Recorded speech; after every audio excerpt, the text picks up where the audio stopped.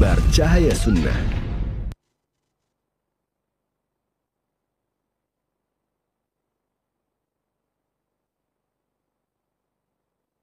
Bismillahirrahmanirrahim. Assalamualaikum warahmatullahi wabarakatuh. Alhamdulillahirabbil alamin, hamdan katsiran thayyiban mubarakan fi kama yuhibbu rabbuna wa yarda, wassalatu wassalamu ala asrofil mursalin wa ala alihi wa ashabihi ajmain wa man tabi'ahum bi ihsan ila yaumil qiyamah ma ba'du. Ikhwatal Islam azani Allah wa iyyakum, para pemerhati roja dimanapun antum berada di kesempatan malam hari ini. Tentunya di malam hari ini kita mohon kepada Allah Subhanahu wa taala keberkahan dan karunia-Nya untuk kita semuanya hingga menjelang esok pagi. Dan ikhwatal Islam azani Allah wa iyyakum, pada kesempatan malam hari ini kembali kami hadirkan di ruang dengar Anda dan layar televisi Anda satu kajian ilmiah dan pembahasan kitab Sahih Jami' Shaghir, dan insyaallah sebagaimana biasanya kajian akan disampaikan dan dipaparkan oleh guru kita Al-Ustadz Al-Fadil Dr. MH Hasan Ayatullah Hafizahullah Ta'ala. Dan insya Allah pada malam hari ini beliau akan membahas tentang tanda orang munafik.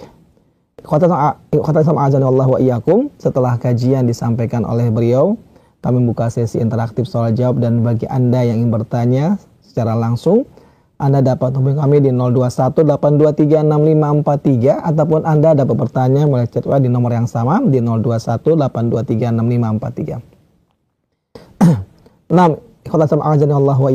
Kita akan simak bersama, dan kepada Ustadz kami persilakan falyatafadhal mashkuran.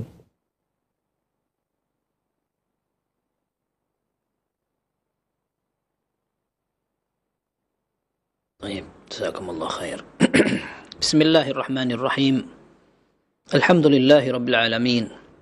Wa bihi nasta'inu ala umurid dunya wad-din, wassalatu wassalamu ala al-mab'uthi rahmatan lil alamin. نبينا محمد وعلى آله وصحابته والتابعين ومن تبعهم بإحسان إلى يوم الدين. يا أيها الذين آمنوا اتقوا الله حق تقاته ولا تموتن إلا وأنتم مسلمون. يا أيها الناس اتقوا ربكم الذي خلقكم من نفس واحدة وخلق منها زوجها وبث منهما رجالا كثيرا ونساء واتقوا الله الذي تساءلون به والأرحام إن الله كان عليكم رقيبا. يا أيها الذين آمنوا اتقوا الله وقولوا قولا سديدا يصلح لكم أعمالكم ويغفر لكم ذنوبكم ومن يطع الله ورسوله فقد فاز فوزا عظيما. أما بعد. Ikhwas sekalian, pemirsa Roja TV, pendengar Radio Roja, dan seluruh kaum muslimin yang mengikuti pengajian malam hari ini, semoga Allah Azza wa Jal menguatkan hati kita, menunjuki kita ke jalan yang benar, terutama menghadapi fitnah, godaan, syahwat maupun syubhat. Kadang orang sudah belajar, kadang orang sudah beriman, akan tetapi goyah menghadapi pemikiran atau ajakan hawa nafsu, sehingga perlu seorang selalu minta kepada Allah agar diperkuat imannya, diperbaharui keimanan dan kekuatan hatinya, sebagaimana Nabi sallallahu alaihi wasallam menyatakan, innal iman la yakhluqu fi jawfi ahadikum kama yakhluqu ats-thawb. Sungguhnya iman di hati kalian bisa usang seperti baju yang lama dipakai. Fas'alullaha an yujaddida imanakum. Maka mintalah kepada Allah agar Allah memperbaharui keimanan kalian, artinya menguatkan. Dulu para salaf, mereka saling mengingatkan. Mereka mengatakan, ta'alau nu'minu sa'atan. Ayo kita beriman sejenak. Maka sebagian mereka mengatakan, awalasna bimu'minin, bukankah kita sudah beriman? Qala bala walakin nadhkurullaha fanazdadu imana. Iya, kita ingin mengingat Allah agar kita bisa beriman tambah kuat. Kadang kita betul-betul membutuhkan itu. Ketika membaca kitab para ulama, mengerti bagaimana keteladanan para salaf, kita baru tahu bahwa ternyata dulu pernah kita yakini itu, akan tapi justru karena berubah-ubah kondisi, lingkungan, komunitas, kadang kita goyah. Maka kita minta kepada Allah agar kita bisa kokoh dalam kondisi sunnah, kondisi istiqamah. Kalau seandainya dulu di zaman sahabat dan di zaman para ulama abad ketiga. Ya, artinya abad ketiga itu sudah sekitar 300-an atau sebelum itu. Zaman sudah banyak berubah. Orang sudah tidak kenal sunnah atau pengetahuan sudah banyak melemah. Pernah Abu Bakar radhiyallahu anhu mengatakan, "Lastu tarikan syai'an kana Rasulullah sallallahu alaihi wasallam yaf'alu bihi illa 'amiltu bih. Inni la akhsha in taraktu syai'an min amrihi an azigh." Tidaklah aku mengetahui Nabi SAW mengerjakan satu sunnah kecuali aku akan lakukan. Aku khawatir jika aku tinggalkan satu saja sunnah yang dilakukan oleh Nabi SAW, aku bisa sesat. Ini perkataan siapa? Abu Bakar radhiyallahu an, orang paling dicinta oleh Nabi SAW, calon penghuni surga, tidak berani menyelisihi sunnah Nabi SAW. Komentar seorang ulama di abad ketiga atau bahkan di abad keempat, Ibnu Battah Al-Ukburi dalam kitab Al-Ibanah an Syari'atil Firqatin Najiyah, beliau wafat tahun 387 Hijriah, berarti ulama yang hidup di abad keempat. Beliau ketika menukil perkataan Abu Bakar, beliau mengatakan, "Unzur ya ikhwani as-siddiqul akbar." Lihat wahai saudaraku, bagaimana as-siddiqul akbar Abu Bakar radhiyallahu anhu yatakhawwafu ala nafsihi in taraka syai'an min sunnati rasulih sallallahu alaihi wasallam an yazigh. Dia khawatir kalau dia tinggalkan sunnah nabinya meskipun satu saja, sesat dia. Fakaifa beliau mengatakan, "Fama baluna an ya'tiya fi zaman." Bagaimana kondisi kita ketika kita sudah tiba pada sebuah zaman, adha ahluhu yastahzi'una binabiyihim, ketika para penghuninya mulai menjelek-jelekkan, menghina nabinya, wa awamirihi, dan perintah-perintahnya, wa yatabahawna bimukhalafatihi, bahkan mereka bangga ketika menyelisihi sunnahnya, menyelisihi sunnah Nabi SAW, bangga sekali. Ya, yang nampak, apalagi yang tidak nampak. Ya, bahkan yastahzi'una bisunnatihi, mereka mungkin menghina sekali ajaran Nabi SAW.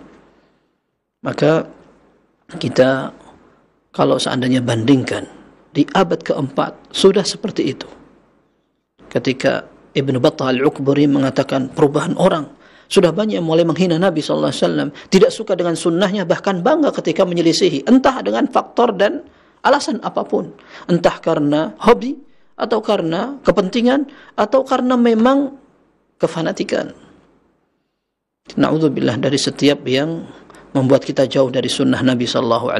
Maka kita ingin selalu akrab dengan hadis agar ancaman-ancaman itu dijauhkan oleh Allah dari kita dan kita didekatkan dengan jalur yang benar, hadis Nabi SAW. Ikhwas sekalian, ada dua hadis yang menunjukkan tentang tanda munafik.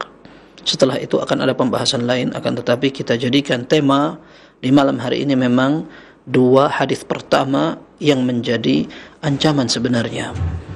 Al-munafiq, orang yang munafik. Para ulama membagi ada dua tingkatan ya, dan munafik ini secara umum adalah orang bermuka dua. Yang ini beda, ini beda. Beda yang disimpan dalam hati, beda yang disebutkan dalam penampilan. Kemudian semua sepakat, munafik bukan pujian. Kalau orang bilang kamu munafik, kamu, ini sudah jelas, ini adalah celaan. Tidak mungkin, Masya Allah, selamat Anda dinobatkan menjadi seorang munafik yang sejati. Ini penghinaan yang habis-habisan, ya. Tetapi munafik ini di dalam syariat, kalau sampai berkaitan dengan keimanan, karena para ulama bagi dua, ada nifaq i'tiqadi, nifaq atau kemunafikan yang berkaitan dengan keyakinan. Jadi dalam hatinya menyembunyikan kekufuran, tetapi penampilannya menunjukkan keimanan. Ini yang disebut dalam Al-Quran surat An-Nisa, innal munafiqina fid darkil asfali minan nar. Sungguhnya orang-orang munafik, dia akan berada di kerak neraka, dan mereka lebih parah dari orang-orang kafir, karena pembagiannya cuma 3 dalam Al-Quran itu. Ya, yang pertama beriman, yang kedua orang kafir, dan yang ketiga orang munafik. Dan para orang munafikin di zaman Nabi SAW, Rasulullah SAW tahu mereka. Bahkan nama-nama itu diberitahukan kepada sahabat yang sampai pandai menyimpan rahasia, dijuluki sebagai sahibus sir, orang yang menyimpan rahasia Nabi SAW, yaitu Hudzaifah bin Yaman.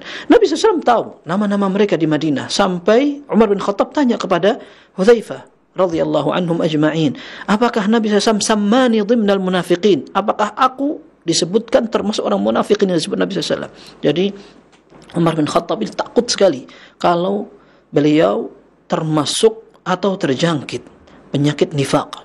Bahkan ada sebuah perkataan seorang tabi'in mengatakan, adraktu 30 min ashabin Nabi sallallahu alaihi wasallam kulluhum yakhafuna ala nafsihi nifaq. Aku mendapatkan atau pernah ketemu 30 orang sahabat Nabi sallallahu alaihi wasallam, ternyata masing-masing mereka takut akan menjadi orang munafik. Umar bin Khattab calon penghuni surga, mertua Rasul SAW, sudah dijanjiin punya istana, kemudian meninggal syahid, tapi beliau ternyata khawatir, jangan-jangan aku termasuk orang munafikin. Orang yang tahu iman dan tahu bahaya kemunafikan, dia akan takut dengan bahaya satu ini. Tetapi masalahnya keimanan kita ini lemah, sehingga kita merasa dalam hati ini aman-aman aja. Kalau ada 10 orang munafik, aman, insya Allah kita enggak termasuk mereka. Ini sebenarnya kita berlindung kepada Allah dari sifat munafik, ya. Khawatirnya kita termasuk salah satu dari orang yang terjangkit penyakit itu, tapi kita tidak sadar. Nah, ini nifaq yang pertama, na'udzubillah, nifaq i'tiqadi. Kemudian yang kedua, nifaq amali, ya, kemunafikan yang diperagakan dalam bentuk perbuatan saja, tidak sampai diyakini. Contohnya, ada orang yang disebutkan dalam hadis-hadis ini, ya, kalau berbicara dia berdusta dan seterusnya. Nah, orang ini tidak sampai kufur, tidak sampai dia keluar dari Islam, akan tetapi tetap bahaya. Nanti kita akan pelajari, mereka ini punya label atau punya jatah bagian dari sifat itu. Semakin banyak jatah itu, maka semakin profesional kemunafikannya. Dan subhanallah, yang seperti ini tidak dihiraukan atau diabaikan oleh orang-orang, padahal ini jelas-jelas dan semua orang tahu bahwa ini adalah sifat yang tercela sekali. Baik, ikhwah sekalian, di hadis ini yang jelas Nabi sallallahu alaihi wasallam ingin memberikan peringatan keras, jangan berlaku seperti ini.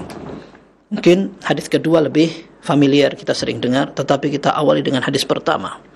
Hadis pertama, Nabi sallallahu alaihi wasallam menyatakan, ayatul imani hubbul ansar. Tanda orang beriman adalah mereka cinta dengan kaum Ansar. Wa ayatun nifaqi bughdul ansar. Dan tanda orang munafik, sifat itu ada pada kebencian terhadap para sahabat dari kaum Ansar. Ini disebutkan dalam kitab ini. Yang pertama sahih, karena disahihkan oleh As-Suyuti rahimahullah. Kemudian ada tulisan di situ hamim, maksudnya diriwayatkan oleh Imam Ahmad dalam musnadnya. Qaf itu disebutkan dalam Sahih Bukhari dan Muslim. Kemudian ada tulisan nun di situ, itu artinya disebutkan oleh An-Nasa'i dari sahabat Anas radhiyallahu anhu. Hadis ini berkaitan dengan keistimewaan orang Ansar. Ketika Nabi sallallahu alaihi wasallam menyebutkan tentang tanda keimanan adalah mencintai orang Ansar. Dalam riwayat yang lain disebutkan, la yuhibbuhum illa mu'min wa la yubghiduhum illa munafiq. Tidak akan ada yang mencintai mereka kecuali orang beriman, dan tidak akan ada yang membenci mereka kecuali orang munafiqin.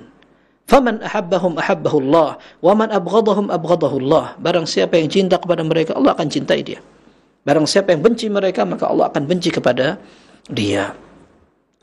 Orang Ansar adalah orang yang menyambut kedatangan Nabi sallallahu alaihi wasallam, mempersilahkan rumah mereka, jiwa dan jasad serta semua yang mereka miliki untuk membela agama Allah. Ketika Nabi SAW diusir, ternyata mereka yang membuka tangan lebar-lebar, silahkan datang.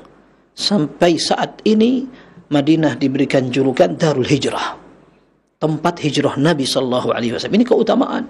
Sampai ada sebuah syariat dalam Islam, orang berhijrah tidak boleh lagi kembali ke tempat asalnya. Ya, tidak boleh kembali ke tempat asal. Orang-orang Quraisy ketika mereka pindah ke Madinah, sudah hijrah, kemudian mereka kangen dengan keluarganya di Mekah, silahkan datang untuk mengunjungi, tetapi tidak boleh lama-lama. Mereka harus balik lagi ke Madinah. Kalau mereka pindah ke Mekah, maka dilarang oleh Nabi sallallahu alaihi wasallam. Ini kalau hijrah ya. Ini kalau hijrah. Kalau zaman sekarang ada penduduk Mekah, penduduk Madinah, penduduk Jeddah, itu urusan lain. Karena hijrah juga sudah tidak ada sejak Mekah dijadikan negeri Islam. Akan tetapi pembicaraannya ketika orang-orang yang sudah hijrah ke Madinah, maka tidak boleh lagi mereka balik ke Mekah. Sampai ada sebuah hadis yang menyatakan mukthul muhajiri ba'da qada'i nusukihi thalatha. Orang yang pernah hijrah ke Madinah dari penduduk Makkah, kemudian mereka hajian. Setelah selesai hajiannya, kalau dia mau tinggal di Mekah untuk melihat kenangan-kenangan keluarganya dan seterusnya, 3 hari. Setelah itu pulang. Ya. Ini menunjukkan bahwa Durul Ansar atau kampungnya orang Ansar merupakan tempat yang istimewa yang disukai oleh Nabi sallallahu alaihi wasallam, sampai beliau satu saat melihat sebagian kaum Ansar, maka beliau mengatakan, wallahi innakum la ahabbun nasi ilai. Dalam Sahih Muslim, Nabi sallallahu alaihi wasallam melihat orang Ansar, lalu beliau mengatakan, demi Allah, kalian adalah orang yang paling aku sukai. Allah menyatakan, walladzina tabawwa'u ad-dara wal imana min qablihim yuhibbuna man hajara ilaihim wa la yajiduna fi sudurihim hajatan mimma utu wa yu'thiruna ala anfusihim walau kana bihim khasasah. Orang-orang yang telah menempati Madinah sebelum itu dan mereka telah beriman kepada Allah juga, mereka cinta, suka dengan kaum muhajirin yang hijrah datang ke tempat mereka. Dan mereka tidak merasa mengganjal sama sekali untuk membantu saudara mereka. Bahkan mereka sering ithar, memprioritaskan saudaranya daripada mereka. Tidak ada perjuangan yang lebih kelihatan pengorbanannya daripada para sahabat di antara mereka, dan untuk menunjukkan, membuktikan keimanan. Ketika Nabi sallallahu alaihi wasallam mempersaudarakan para sahabat, salah satu bentuk pengorbanan yang tidak bisa diukur, Sa'ad ibn Rabi' radhiyallahu an dipersaudarakan dengan Abdurrahman bin Auf radhiyallahu an. Abdurrahman bin Auf seorang saudagar kaya yang ada di Madinah, di Mekah, kemudian hartanya banyak. Ketika keluar, dalam beberapa riwayat referensi sejarah, beliau keluar dihadang oleh orang-orang Quraisy Mekah, menghalangi beliau untuk hijrah. Kata Abdurrahman bin Auf, antum pengen uang-uang saya, ambil semuanya, saya enggak butuh, tapi jangan halangi saya hijrah. Dibiarkan, lepas. Beliau datang ke Madinah, dipersaudarakan dengan Sa'ad bin Rabi' radhiyallahu an. Maka Sa'ad bin Rabi' mengatakan, aku punya 2 kebun, silahkan satu untukku, satu untukmu. Aku punya 2 istri, lihat di antara 2 ini mana yang lebih engkau sukai, aku akan ceraikan kalau sudah selesai iddahnya, silahkan dinikahi. Kurang apa pengorbanan seperti ini? Lebih dekat daripada seorang saudara kandung. Sampai istri ditawarkan, kira-kira kita tidak bakal untuk menyerahkan kepada saudara kandung sendiri. Bagaimana di antara mereka lapang dadanya untuk membela kaum muhajirin. Luar biasa. Dan secara umum Allah Azza wa Jal gandeng mereka dengan muhajirin dan ansar, ya, dalam pembelaan Islam. Ketika awal masuk Islam, was-sabiquna al-awwalun minal muhajirin wal ansar walladzina attaba'uuhum bi ihsan. Kata Allah Azza wa Jalla, orang-orang yang pertama masuk Islam dari kalangan muhajirin dan ansar, dan juga orang-orang yang selalu mengikuti mereka dengan kebaikan. Artinya muhajirin dan ansar selalu disebutkan bersama. Kemudian laqad taballahu 'alan nabiy wal muhajirin wal ansar alladzina ittaba'uuhu fi sa'atil usra. Allah telah menerima taubat Nabi sallallahu alaihi wasallam, kaum muhajirin dan ansar yang mengikuti Nabi itu dalam keadaan susah sekali. Betul, ini merupakan keistimewaan untuk orang-orang ansar, dan mereka secara umum masuk dalam kategori sahabat. Sahabat Nabi sallallahu alaihi wasallam merupakan orang-orang yang berjasa menyampaikan syariat. Ketika Nabi sallallahu alaihi wasallam menyampaikan Islam, Lalu yang menyampaikan kepada orang setelahnya adalah para sahabat. Kemudian sahabat menyampaikan kepada tabi'in. Tabi'in menyampaikan kepada tabi'ut tabi'in. Kemudian turun-temurun sampai saat ini kita menikmati Islam ini dengan jernih.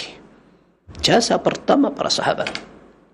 Otomatis ketika musuh-musuh Islam ingin menghancurkan Islam, bagaimana cara mereka? Kalau mereka katakan Islam ini bobrok, jelek, terbelakang, ini sudah dilakukan. Mereka sudah lakukan itu. Dengan cara yang kasar, dengan cara yang halus, semuanya sudah dikerjakan. Tetapi memang realitanya orang Islam kalau dihina Islamnya, marah mereka. Tapi mereka pakai cara, skenario bagaimana caranya agar Islam, orang-orang Islam tidak nyadar. Maka dihantamlah dari sisi para sahabat Nabi SAW. Dijelekkan mereka, dirusak namanya, kemudian biografi-biografi disalahkan di sejarah. Uthman, orang yang nepotisme. Kemudian Abu Hurairah, orang yang bodoh, tidak paham fikih, hanya paham atau hafal hadis aja. Kemudian beberapa sahabat yang rindu kekuasaan sampai terjadi fitnah, peperangan, dan seterusnya. Artinya ini merupakan tanda kemunafikan juga. Sampai ada seorang ulama di abad ketiga, namanya Abu Zur'ah Ar-Razi rahimahullah, meninggal tahun 264 Hijriah. Beliau mengatakan, "Idza ra'aita rajulan yantaqisu ahadan min ashabi Rasulillah sallallahu alaihi wasallam fa'lam annahu zindiq."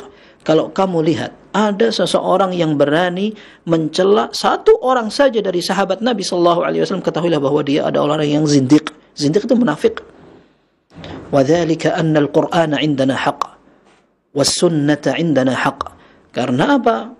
Karena Al-Quran dan hadis adalah sebuah kebenaran. Wa innama adda ilaina al-kitab was sunnah ashabu Rasulillah sallallahu alaihi wasallam. Yang nyampaikan ke kita hadis maupun Al-Quran adalah para sahabat. Wa innama aradu an yajrahu syuhudana liyubtilu al-kitab was sunnah. Mereka orang-orang yang ingin menghancurkan Islam, ingin mencela para sahabat, tujuannya untuk menolak Al-Quran dan hadis. Fal jarhu bihim aula fahum zanadiqah. Maka mencela mereka lebih utama, dan mereka adalah orang-orang munafikin. Artinya ini para ulama sadar ketika sebagian orang-orang dan musuh Islam berusaha untuk mencari-cari orientalis mereka yang berusaha mengkaburkan sejarah, mengatakan hadis ini tidak pernah dituliskan di zaman Nabi SAW, baru ditulis karena ada kepentingan politik di zaman dinasti Bani Umayyah. Ini ada orang Islam mungkin kalau dia tidak bisa mencari referensi yang tepat, sampai mengatakan kita perlu belajar dari semuanya biar adil, jangan di Arab saja, kita datang ke Barat biar tahu bagaimana sejarah Islam sebenarnya. Akhirnya sumbernya sumber Barat. Lalu dia dapatkan pelajaran Islam dari orientalis. Lalu dia mengatakan seperti itu. Nah, ini merupakan salah satu tanda kemunafikan. Hati-hati sekali. Ya, kalau kita mendengar ada seorang yang mencela para sahabat, nah hati-hati. Tandanya kelihatan. Ya, maka Nabi SAW jauh-jauh hari mengatakan, la tasubbu ashabi, jangan kalian cela para sahabatku. Lau anfaqa ahadukum mithla uhudin dhahaban ma balagha mudda ahadihim wala nasifahu. Dalam Sahih Bukhari dan Muslim dikatakan, seandainya seorang di antara kalian menyumbangkan emas sebesar gunung Uhud, tidak bakal bisa dibandingkan dengan amalnya para sahabatku atau setengah dari amal mereka. Ini sebagian ulama mengatakan sebab hadis ini ketika Khalid bin Walid ribut sama seorang sahabat yang senior. Maka Nabi SAW menyatakan, la tasubbu ashabi, jangan kamu celah sahabatku. Maksudnya sahabat seniorku. Khalid bin Walid masuk Islamnya belakangan. Kalau seandainya, ini kata Ibn Hazm kalau tidak salah, beliau mengatakan ini perbandingan antara sahabat. Kalau tidak salah ini ya, berkata Ibn Hazm. Ini perbandingan antara para sahabat dengan sahabat. Lalu bagaimana dengan orang-orang setelah para sahabat dibandingkan dengan mereka? Tak kebanding sama sekali. Maka hadis ini menjadi pengingat ketika orang juga perlu mempelajari dan mengenal orang-orang paling berjasa dan pantas dijadikan idola. Dan yang penting dalam pelajaran ini bahwa orang ketika ingin beribadah maka kita ingin meneladani contoh pemahaman dalam dalil-dalil yang benar. Dalilnya benar, tetapi ketika pemahaman itu tidak dibarengi dengan pemahaman yang benar seperti pemahaman para sahabat, ini yang sering membuat orang tersesat. Kita tahu kisah dan sejarah orang-orang Khawarij. Orang-orang yang memberontak pemerintah. Siapa yang pertama diberontak itu? Yang pertama diberontak terang-terangan sampai punya pasukan, sampai terjadi peperangan zaman Ali bin Abi Thalib radhiyallahu anhu. Zaman Ali bin Abi Thalib radhiyallahu anhu, beliau khalifah, sahabat Nabi sallallahu alaihi wasallam. Kita katakan dia Habib karena keluarga Nabi sallallahu alaihi wasallam. Kemudian calon penghuni surga dan sudah dibaiat oleh seluruh kaum muslimin. Siapa yang memusuhi? Yang memusuhi adalah orang-orang yang tidak dikenal sama sekali. Mereka bukan sahabat Nabi satu orang pun. Kemudian mereka memiliki syubhat. Pada saat mereka memahami Al-Quran tidak sesuai dengan pemahaman sahabat Nabi SAW. Mereka menyendiri di kampung namanya Harura. Sampai disebutkan orang-orang yang bergabung dengan mereka dengan nama Haruri. Karena mereka tinggal di daerah Harura yang bergabung dengan orang-orang Khawarij itu. Ketika bertemu dengan Ibn Abbas, maka Ibn Abbas mengatakan, aku datang sebagai perwakilan sahabat Nabi SAW. Ji'tukum min ashabi Rasulullah SAW. Alaihim yanzilul Quran. Wahum a'lamu bita'wilihi minkum. Walaysa fikum minhum ahad. Aku datang sebagai perwakilan para sahabat Nabi SAW. Mereka menyaksikan Al-Quran diturunkan. Dan mereka lebih paham terhadap Al-Quran daripada kalian. Dan di antara kalian tidak ada satupun sahabat Nabi SAW. Nah, ini di antara sebab pertama kenapa orang bisa sesat. Memahami Al-Quran. Tapi pemahamannya tidak terukur. Nah, apa yang mereka jadikan alasan? Inil hukmu illa lillah. Tidak ada hukum kecuali dengan hukum Allah Azza wa Jalla. Ini betul ayatnya, tetapi mereka memahaminya bagaimana sampai yang diperangi Ali. Kalau di zaman Ali radhiyallahu an masih banyak sahabat Nabi sallallahu alaihi wasallam, ternyata mereka memahami sendiri, tidak mau mengikuti perkataan para ulama Ahlus Sunnah, lalu mereka menyalahkan dan mengkafirkan. Maka di zaman yang banyak orang tidak paham agama ini, tidak paham sunnah ini, lebih wajar. Dan kuncinya gampang. Kuncinya agar kita memahami dalil dengan arahan para ulama salafus salih, para sahabat, tabi'in dan tabi'ut tabi'in. Maka kaidah penting yang disebutkan oleh beberapa ulama, perbedaan Ahlus Sunnah dari orang lain.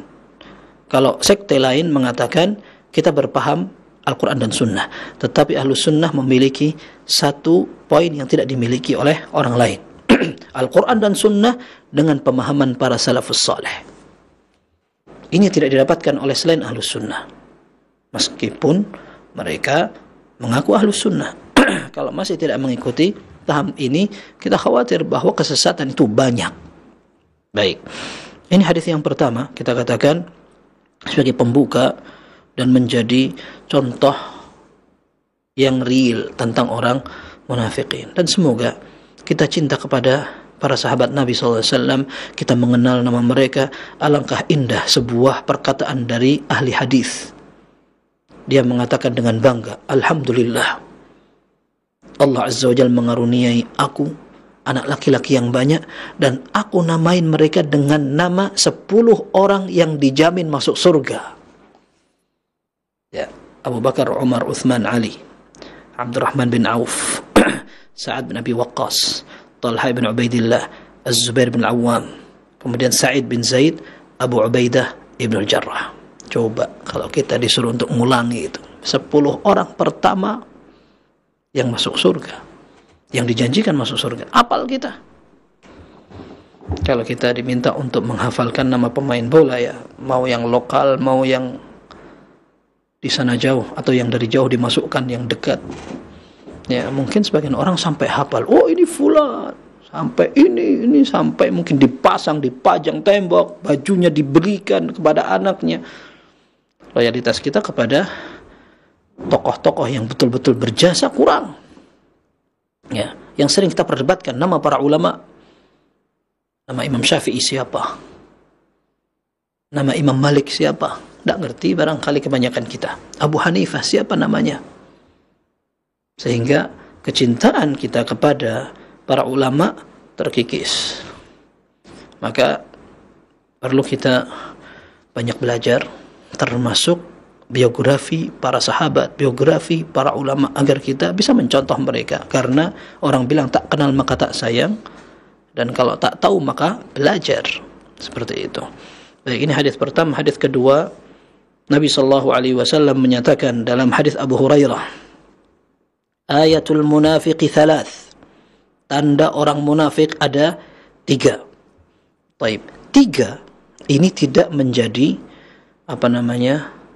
pembatas. Berarti kalau tidak 3 ini berarti bukan tanda munafik, enggak seperti itu. Karena Nabi SAW menggunakan metode menyebutkan angka untuk mudah dipahami. Ya, di sini dikatakan ayatul munafiqi thalath, tanda orang munafik ada 3. Ini dilihat kita, di bawah itu ada riwayat dari Abu Hurairah. Qaf Bukhari dan Muslim. Ta Tirmidzi, Nun An-Nasa'i. Baik. Idza haddatsa kadzab.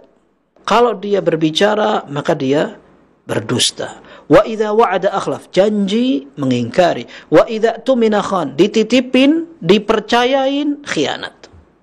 Ada hadis serupa. Ini dalam Sahih Bukhari dan Muslim, juga sama dalam hadis Sahih Bukhari dan Muslim dari jalur Abdullah bin Amr Ibn al-As radhiyallahu anhuma, Rasul sallallahu alaihi wasallam menyatakan, arba'un man kunna fihi kana munafiqan khalisa. Ada 4 ciri, kalau ada pada seseorang dia menjadi seorang munafik sejati. Wa man kanat fihi khaslatun minhun kanat fihi khaslatun minan nifaqi hatta yada'aha. Kalau dia punya 1 dari 4 ini, maka dia akan menjadi orang berjatah, punya bagian kemunafikan itu sampai dia tinggalkan. Man idza haddatsa kadzab, kalau berbicara dia akan berdusta. Wa idza ahada ghadar, kalau dia janji dia akan ingkari. Wa idza khasama fajar, kalau dia berdebat dia akan melakukan segala cara yang parah. Ya. Nah, di sini disebutkan ada kesamaan. Idza haddatsa kadzab wa idza wa'ada akhlaf, sama. Kalau janji dia ingkari. Wa idza ahada ghadar wa idza khasama fajar. Kalau dia tadi itu disebutkan berjanji atau dia bertikai, maksudnya wa idza khasama, kalau dia bertikai atau berkasus sama orang, maka dia akan curang. Segala cara apapun dia akan tempuh untuk mengalahkan. Ini semua tanda munafik. Dan ini yang disebutkan oleh para ulama, maksudnya adalah nifaq amali. Nifaq amali itu selama orang masih beriman kepada Allah, selama dia masih tidak meragukan kebenaran syariat Islam, maka dia tidak sampai keluar dari agama Islam. Tapi bentuk-bentuk yang disebutkan dalam hadis ini bahaya, karena semua merupakan sifat munafik. Dan wallahu a'lam, ya, kita sangat khawatir kalau seandainya ini terbiasa banget dikerjakan seolah menjadi hal yang tidak apa-apa, remeh, ringan, sepele, sampai meningkat, numpuk, jadilah dia seorang munafik yang sejati betul. Ya, contohnya disebutkan, man idza haddatsa kadzab, kalau berbicara berdusta. Kadzab itu apa artinya? Kadzab itu artinya mukhalafatul waqi'. Disebut oleh para ulama, menyelisihi realita. Orang ngomong A padahal aslinya B, itu sudah menjadi sebuah kedustaan. Dan orang munafik itu seperti itu. Ketika berbicara, maka dia akan berdusta. Subhanallah, ada orang yang berdusta. Ternyata kedustaan itu mau tidak mau harus ditutup dengan kedustaan lain pada saat akan ketahuan. Akhirnya dia membutuhkan kedustaan yang lain. Kemudian kedustaan ini akan terungkap, tutup dengan kedustaan yang lain. Terus sekali. Dalam hadis yang sahih, Nabi SAW menyatakan, wa iyyakum wal kadhib fa innal kadhiba yahdi ila al-fujur wa innal fujura yahdi ilan nar. Ketahui, hati-hati kalian dengan kebohongan, karena kebohongan itu akan membuat orang berdosa, dan berdosa itu akan menjebloskan orang ke dalam neraka. Wala yazalur rajulu yakdzib wa yataharral kadhib hatta yuktaba indallahi kadzdzaba. Ada orang yang dusta kemudian diikuti selalu dengan kedustaan, membiasakan diri dan hidup bersama orang-orang pendusta sampai dia tercatat di sisi Allah sebagai seorang pendusta yang handal. Para ulama mengatakan kedustaan merupakan dosa besar karena Nabi SAW ancam dengan neraka. Dan ini tanda munafik. Orang sama sekali tidak akan ada yang rela ketika dibilang kamu munafik. Tadi kita sebutkan munafik adalah celaan. Tidak ada orang yang rela ketika dia memiliki sifat munafik itu. Betul, memang ada kedustaan yang wajib atau dianjurkan pada saat tidak ada jalan lain untuk tidak berbohong, seperti hadis Nabi SAW yang sahih, laisal kadzab man yuslihu bainan nas fayanmi khairan aw yaqula khairan. Tidak disebutkan pendusta orang yang berusaha mendamaikan dua pihak dan kubu yang bertikai, maka dia kembangkan perkataan atau membuat sebuah ucapan yang sebenarnya tidak ada. Antum dapat salam dari itu, nanti datang ke sini antum dapat salam dari itu, dia bilang katanya antum masya Allah, dipuji antum itu sama dia kayak gitu, datang ke sini lagi, padahal enggak. Ini namanya mengembangkan sebuah ucapan biar didamaikan. Ini tidak apa-apa. Para ulama mengasih contoh juga, misalkan ada orang dikejar oleh begal, kemudian mau diselamatkan, mau dibunuh ini, tahu-tahu ada orang dimintai tolong. Kemudian dia datang, "Ana kalau enggak antum selamatkan, aku akan dibunuh sama orang-orang itu." Ya sudah, masuk ke rumahku, tutup. Tanya, datang begalnya datang. Lihat orang ini enggak? Dia wajib berdusta ini sekarang. Kalau tidak, bahaya orang yang tadi bisa digarap. Ini para ulama kasih contoh seperti itu. Tetapi masalahnya, realita banyakkan orang tidak sampai sejauh itu. Mereka berdusta dengan hal yang ringan, seperti mendidik anak, awas begini, nanti begini, melakukan aktivitas, melakukan pekerjaan, tugas, jabatan, atau amanah, dan seterusnya. Kedustaan ketika dibangun dengan kedustaan, perlu ditambah dengan kedustaan, dan seterusnya. Hati-hati itu, dan Allah Azza wa Jalla akan menyelamatkan orang yang memang berusaha untuk menghindarkan diri dari kedustaan, kebohongan. Yang laporan, yang pendidikan, yang perdagangan. Kita lihat pasar, bisnis, transaksi apapun, tidak boleh dalam syariat, menjadi haram. Di antara sebabnya adalah gharar, ketidakjelasan, penipuan. Man ghasya falaysa minna, kata Nabi SAW, barang siapa yang curang bukan termasuk golongan kami, kata Nabi SAW. Ini cuma bohong saja. Ternyata na'udzubillah. Wa idza wa'ada akhlaf, kalau janji milisihi. Ini para ulama mengatakan meskipun janji ini wajib ditepati. Allah mengatakan ya ayyuhalladzina amanu aufu bil 'uqud. Wahai orang beriman, tepati janji.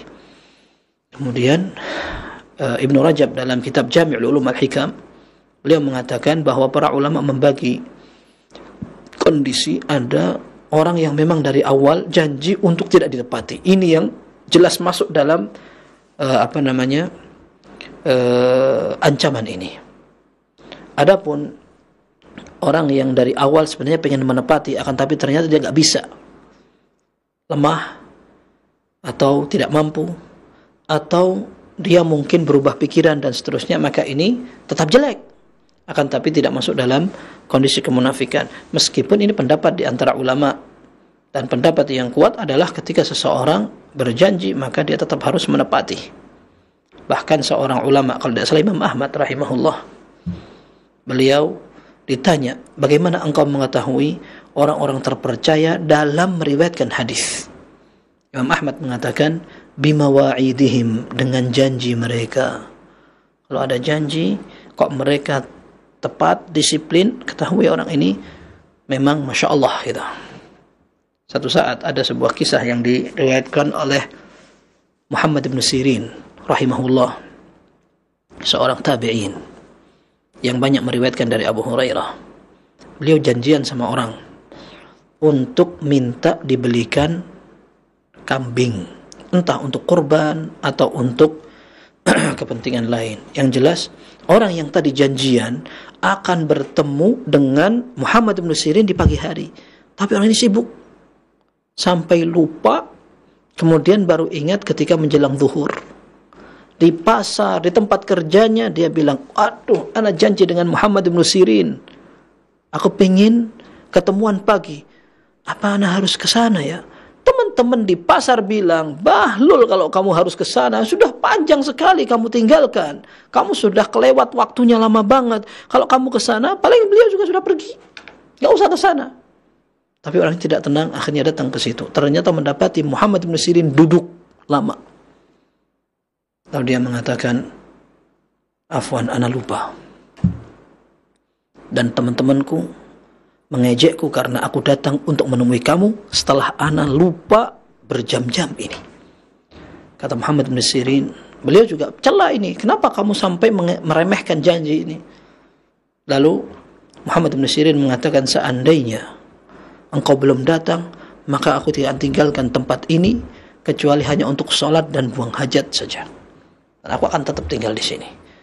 Ini sisi yang diperagakan oleh para ulama ketika mereka janji, bukan dengan siapa-siapa ini, tetapi masalahnya ini karakter orang jujur itu mahal, sehingga ketika ada orang terpercaya di zaman Nabi SAW, maka betul-betul memiliki sebuah keistimewaan, yaitu Abu Ubaidah bin Jarrah, aminu hadhil ummah, orang terpercaya umat ini.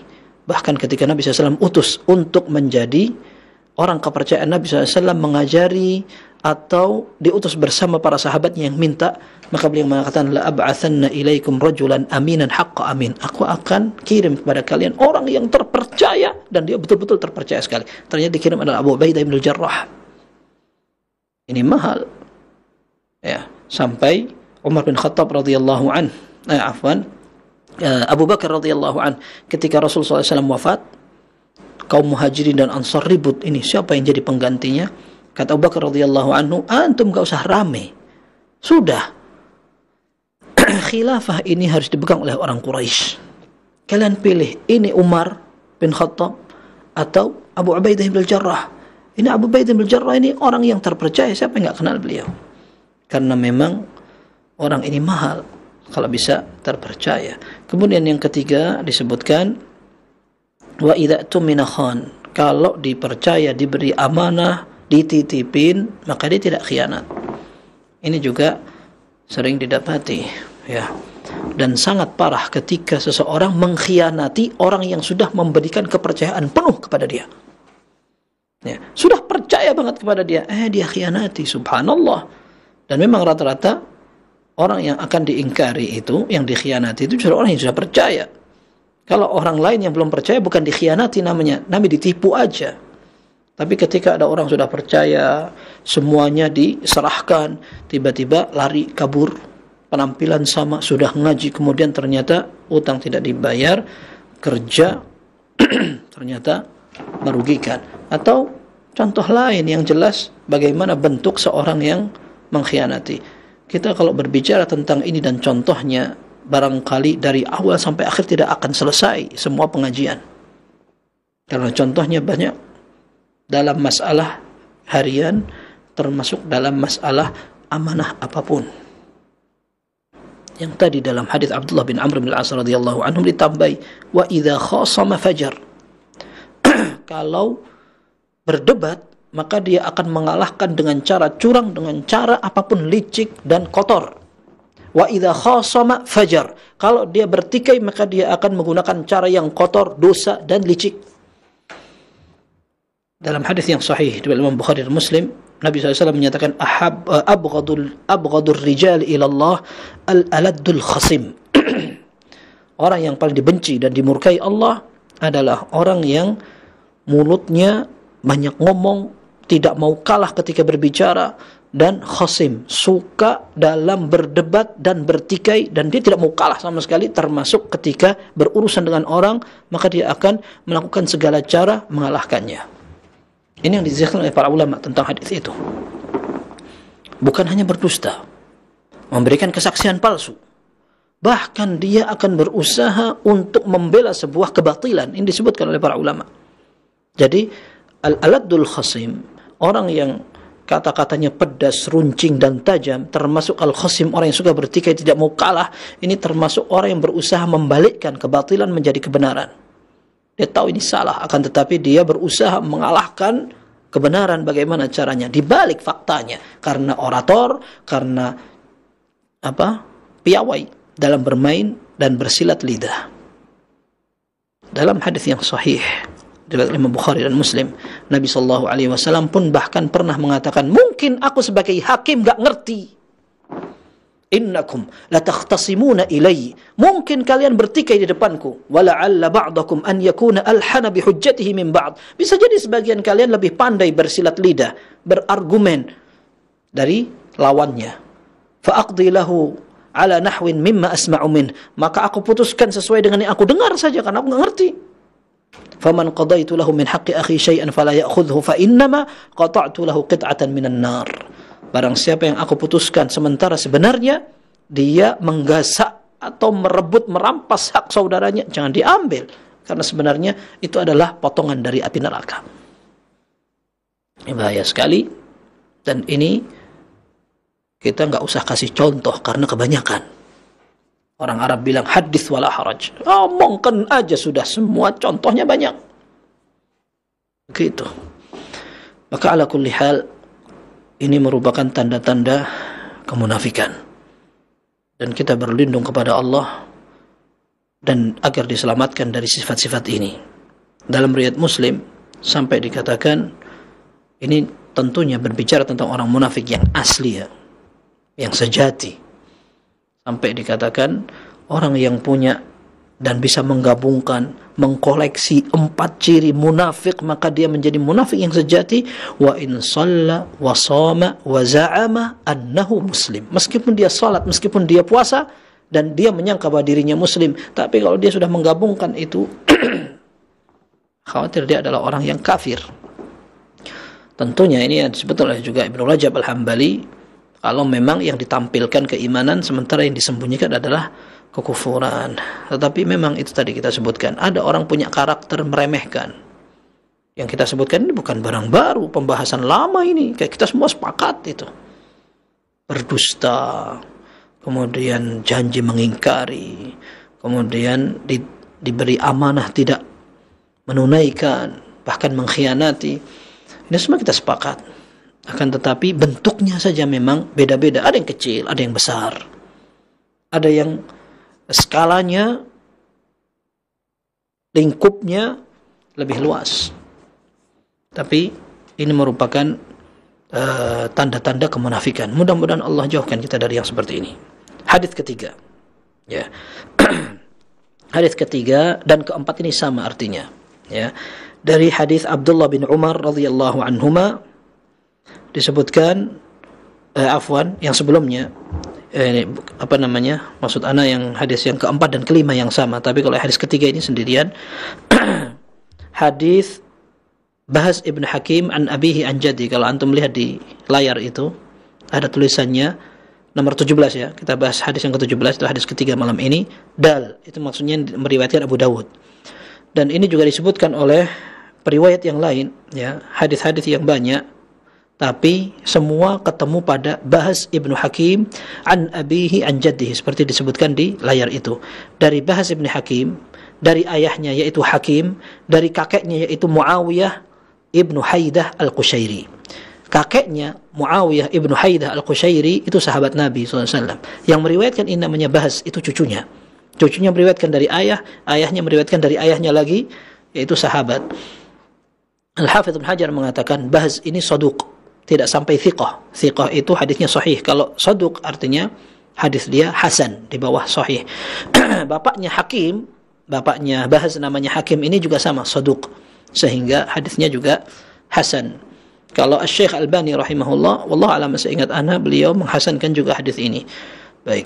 Dari sahabat Muawiyah ibnu Haidah al-Qushairi, Nabi SAW menyatakan, iti harthaka anna syi'it. Kalau kamu mau berhubungan badan dengan istrimu, silahkan datangi dari sisi manapun. Ya. Dari sisi manapun bebas. Yang penting di tempat yang sudah disediakan. Wa at'imha idza ta'imt. Kasih makan dari apa yang kamu makan. Ini hak istri yang harus ditunaikan oleh suami. Waksuha idza iktasait. Kalau kamu pakai baju, kamu kasih juga dia baju. Jangan kamu pakai baju sendiri, istrimu tidak punya baju sama sekali. Meskipun realitanya kebanyakan malah baju perempuan lebih banyak ya. Tetapi yang jelas ini merupakan tanggung jawab seorang suami. Dia perlu menyediakan pakaian untuk keluarga. Wala tuqabbih.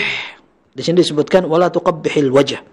Wala tuqabbihil wajh, jangan engkau jelekkan mukanya. Ini disebutkan dalam beberapa riwayat lebih lengkap, wala tuqabbih wala tadribil wajh, begitu. Jangan engkau jelekkan istrimu, engkau cela, dan jangan engkau pukul mukanya. Wala tadrib, di sini disebutkan begitu. Dalam riwayat lain ditambahi wala tahjur illa fil bait, dan jangan engkau boikot dia kecuali engkau dalam rumah. Ya, hadis ini seperti yang disebutkan juga dalam Musnad Imam Ahmad, Abu Dawud dan lainnya dengan sanad yang hasan tadi kita sebutkan. Muawiyah tanya kepada Nabi SAW, qultu ya Rasulullah, ma haqqu zawji ahadina alaih? Ya Rasul, apa hak yang harus kita sebagai suami tunaikan kepada istri? Maka Nabi SAW menyatakan ini, tut'imuha idza akalta wa taksuha idza iktasait. Kalau kamu makan, kamu kasih makan. Kalau kamu pakai baju, maka kasih pakaian keluargamu, seperti itu. Kemudian disebutkan di sini, wala tadribil wajh wala tuqabbih wala tahjur illa fil bait, seperti itu. Penggalan pertama berkaitan dengan urusan suami istri, dan ini sama dengan firman Allah, nisa'ukum harthul lakum fa'tu harthakum anna syi'tum. Istri-istri kalian adalah ladang-ladang kalian, silahkan datangi ladang kalian dari tempat yang kalian mau. Disebutkan oleh Ibnu Abbas dalam tafsir Ibnu Katsir, maksudnya harth atau tempat ladang ini artinya maudhi'ul walad, tempat munculnya atau dilahirkannya anak. Ini ada hadis yang sahih ini. Dalam Sahih Muslim disebutkan, kanatil yahud, dalam hadis Jabir bin Abdullah radhiyallahu anhuma, kanatil yahudu taqul, dulu orang Yahudi di Madinah bilang, idza ata ar-rajulu imra'atahu min duburiha fi qubliha jaa al-waladu ahwal. Kalau ada seorang suami ingin berhubungan badan dengan istrinya, tapi dengan gaya dari belakang, meskipun tempatnya di depan, dan memang dia lakukan sesuai tempatnya, cuman gayanya dari belakang saja. Ini kata orang Yahudi, maka anaknya akan kerok. Apa itu yang hitamnya ke tengah itu? Ya, ahwal. Jadi matanya nggak beres gitu, cacat gitu. Maka para sahabat bertanya kepada Nabi SAW. Mereka bertanya kepada Nabi SAW, ini orang Yahudi bilang kayak begini. Dan subhanallah, di beberapa riwayat disebutkan ada seorang muhajirin. Orang muhajirin kan orang Mekah, nikah dengan seorang wanita dari kalangan Ansar. Orang muhajirin kebiasaan dengan gaya yang tidak biasa dilakukan oleh gayanya orang Ansar. Ketika sudah nikah, mau berhubungan badan, rame dulu, lapor kepada Nabi SAW. Sampai akhirnya Nabi SAW sampaikan ini, hadis ini. Nah, disebutkan dalam ayat itu, fa'tu harthakum anna syi'tum. Nah, silakan lakukan dari mana saja. Yang penting ghaira annahu fi simamin wahid. Yang penting tempatnya enggak boleh berubah. Kata Nabi SAW ketika berbicara seperti ini, termasuk dalam sebuah kasus. Orang Yahudi biasanya kalau perempuan-perempuan mereka datang bulan, maka orang Yahudi tidak mau membiarkan anak istri mereka yang sedang datang bulan itu di rumah, diusir keluar, cari tempat yang jauh, nggak diajak makan bareng gitu, dianggap najis, kotor dan seterusnya. Maka para sahabat tanya kepada Nabi SAW, ini orang Yahudi kayak gini nih, gimana yang benar? Turun firman Allah, wa yas'alunaka 'anil mahid qul huwa adhan fa'tazilun nisaa fil mahid. Yaitu mereka bertanya kepada engkau ya Muhammad tentang orang haid. Katakan itu memang kotoran, maka jauhi berhubungan badan dengan istri dalam masalah itu hatta yathurun, sampai mereka suci. Nabi SAW akhirnya mengatakan, isna'u kulla syai'in illa nikah. Mau ngapa-ngapain silahkan, tapi jangan berhubungan badan. Sampai orang Yahudi marah. Orang Yahudi bilang, "Ma sya'nu hadzal rajul? Ma balaghahu 'anna syai'an illa khalafana fihi." Ini orang ngapain sih mencari-cari kebiasaan kita, nanti kita diselisihi sama dia, dibedain gitu. Ini sampai marahin Nabi sallallahu orang Yahudi dari Nabi sallallahu alaihi wasallam. Dan memang agama kita dibangun untuk menyelisihi kebiasaan orang lain. Karena agama kita lebih mulia. Yang lucu, sebagian kaum muslimin tidak ngerti. Ya, mereka marah kepada orang Yahudi, tetapi kebiasaan mereka dilakukan terus. Ini karena nggak belajar, akhirnya seperti itu. Baik, ini di bagian awal, kemudian disebutkan setelahnya, kasih makan dari yang kamu makan, kasih baju dari yang kamu pakai. Artinya, ya kamu harus adil. Dan ini merupakan tanggung jawab suami, kewajiban memberi nafkah.